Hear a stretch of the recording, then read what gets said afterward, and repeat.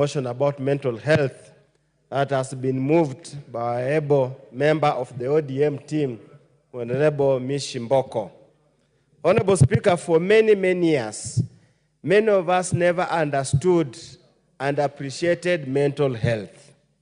It's only in the recent past when high-profile incidences of suicide, mass murder, or some kind of fun behaviors that have been reported in the newspapers, that have been witnessed all over the country, that the issue of mental health has now been forced to come to the fore and the public debate. Honorable Speaker, where I come from, for many years, since childhood, in the early 70s, we used to have a joke that every market had a madman. And whenever another one came, the existing madman will tell another one that the market is too small, cannot accommodate two madmen. So they will urge them to go look for another site on another market to roam around. It was such level of disdain that mental health patients were treated to. Honorable Speaker, over time, there has been a very difficult point to draw between mental health and psychological issues. And I do not purport to be an expert in that area, and I do believe experts in that area, in the fullness time, will draw a line between mental health and psychological issues caused by stress, hereditary, or other issues at hand. Suffice to say, Honorable Speaker, we cannot continue to bury our head in the sand. The statistics given by Honorable Ms. Shimboko are very scary. If 10% of the population is suffering from one level of mental health or another, then it's very, very scary. As a country, as my colleagues have said, it's therefore important to look at the mental health policy and see where did we go wrong. What have we done to implement the same so that we are able to manage and live with mental health? Honorable Speaker, not everybody, as they have said, who is properly dressed, who speaks fluent English, who walks around elegantly, who can swing the body from one side to another, is okay. Mental health varies from different levels.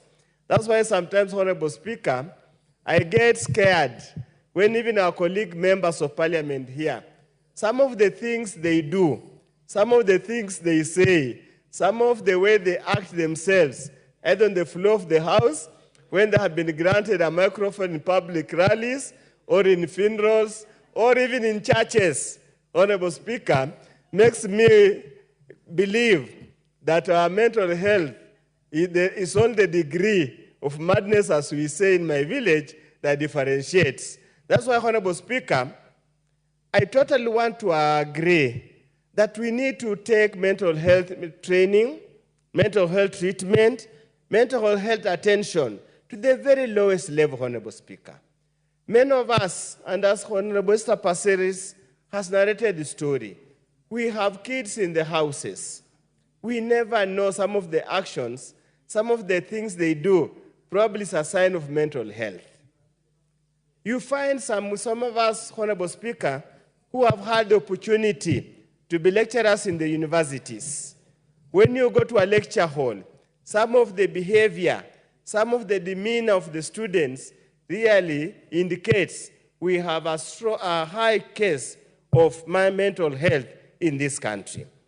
I do not want to belabor the point what my colleagues have said, but only to say that one, many of the 99% of health and health management issues is a devolved function. And we want to keep on, I will never tire to urge the county governments that Baba Raila Amolo Odinga advocated for devolution, not for the sake of devolution, but to take the services that had been centralized at the center, as we used to say, to the periphery. Because people at the center never allowed people in the periphery to come and interfere at the center. So devolution gave us a chance to take to the periphery some of these issues. Honorable Speaker, it will be prudent and it will make much sense for us to solve this problem so that we have every single health facility in all parts of this country to have somebody trained in mental health issues, Honorable Speaker. We have community health volunteers. Do we have anybody among those community health volunteers who has got the requisite training in mental health? We are now able to detect malaria and the basic communicable diseases and even make a phone call and prescribe medication. Do we have such members in that group? Probably some matter I hope and I wish the Committee on Health could also get to say of this matter and look such out of the 20 or so they have any given constituency. Do we have a member? Honorable Speaker, do we have any holding facility? Do we have any specialized treatment facility in every single county to deal with mental health? I can report here, for my county of Busia, we do not have any single facility, medical facility, where we can deal with medical health matters. Honorable Speaker, in the first years when I was an MP, I had to rescue so many people who were shackled because they were thought to be mad, who simply needed medical attention. Very psychological counseling to wean them off some very traumatic incidences they have faced. We need to tell also the families wherever we are, if you feel your member of family has got some medical condition that probably is of health, mental health of nature, please do not shy away from looking for medical attention. There are very many social support groups that can assist in making sure that we deal with this matter. Honorable Speaker, as the economy becomes hard, as things become hard, and as people are continuously tormented by social media, by the moment we continuously exposed to so many issues, the issue of mental health is going to be a key issue. That's why, as you had said earlier, we would request the move of the motion. Instead of saying that we urge, and as my colleague has said, can we resolve that the government of Kenya, the country, collectively, both the national government and the county government, implement the public mental health policy and invest adequate resources as required by international conventions towards dealing with mental health. Others, Honorable Speaker, the number of suicides are going to be very many. The number of times women are going to kill their own children are going to be many. The number of times the men are going to kill their own children are going to be many. Unless we intervene in good time, we are going to have a national disaster that's going to take us a lot more time to deal with. Honorable Speaker, I'm not an expert. I want to repeat again, I'm not an expert, but there's some predisposing factors towards mental health. And I want to urge all members of parliament who are here, whenever you have an opportunity, please talk about the predisposing factors. Let us try to lower them down so that we don't have to have our members of the various constituencies killing each other for matters they can deal with. Issue of anger management, Honorable Speaker, could also be a mental health issue. How do you manage anger? If you are provoked, however slight it is, do you have to pull out your machete and slash somebody to end? Do you have to pull out your pistol and fire and blow somebody's head off? Can we learn to dialogue? Can we learn to talk?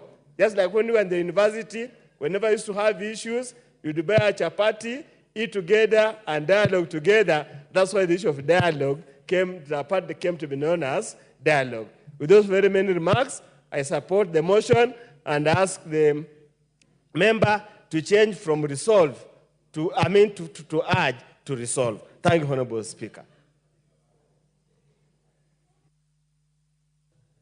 I'd said you give, yes, proceed. Thank you, Honorable Speaker. And after Honorable Dick Maungu, we will have Honorable Donya Doris, Honorable Felix Oduor, in that order. Thank you, Speaker, for the opportunity to speak. Though, Mr. Speaker, I've really been patient, waiting for my time, and this has actually resulted into some mental distress on my side.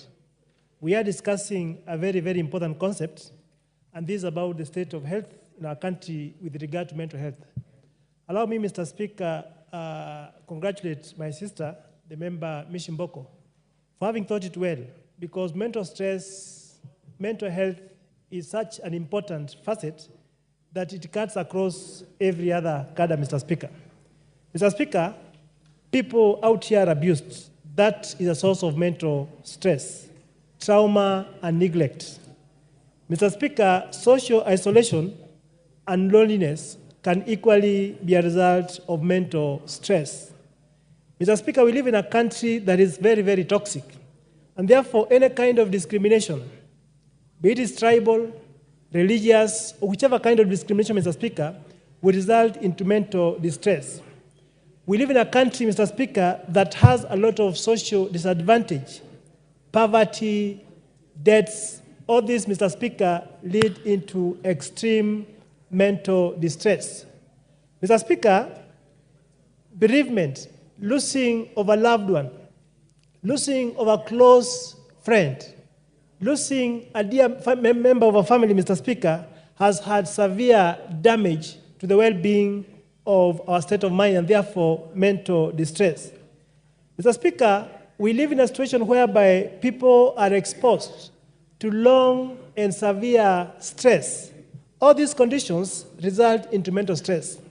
And therefore, the Honorable Mishi, having thought it is important that we mainstream mental health in our facilities down to the ward, Mr. Speaker, so that our people can be able to access and enjoy mental care in early stages.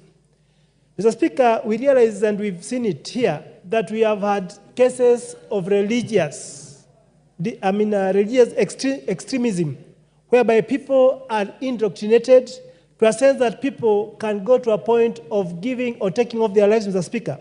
That is a form of mental distress. A good example is what we saw, the Shakahola massacre, Mr. Speaker, where these people who were actually taken advantage of were not in the right form of thinking. Maybe they were exposed to some severe conditions that made them not be able to make independent and sober decisions. And therefore, Mr. Speaker, mental health is such an important concept, an important part that we cannot neglect about it, Mr. Speaker. And therefore, the Honourable Member, having come with this motion, it is to help us see if we can entrench mental health in our local facilities.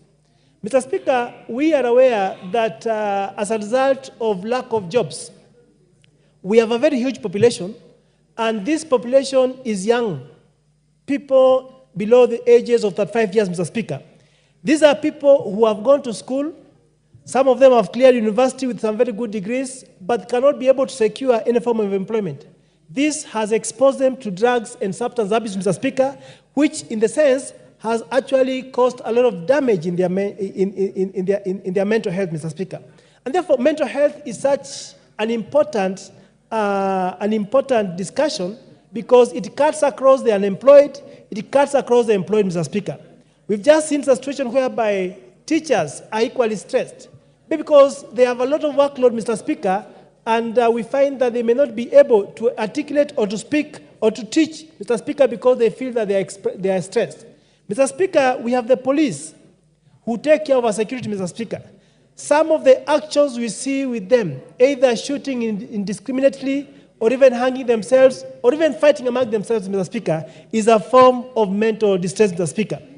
Mr. Speaker, over the last few days, we've even seen a situation whereby people in Eldoret town were conned by some religious leader who took the money. I mean, they were told that this money was going to multiply, Mr. Speaker.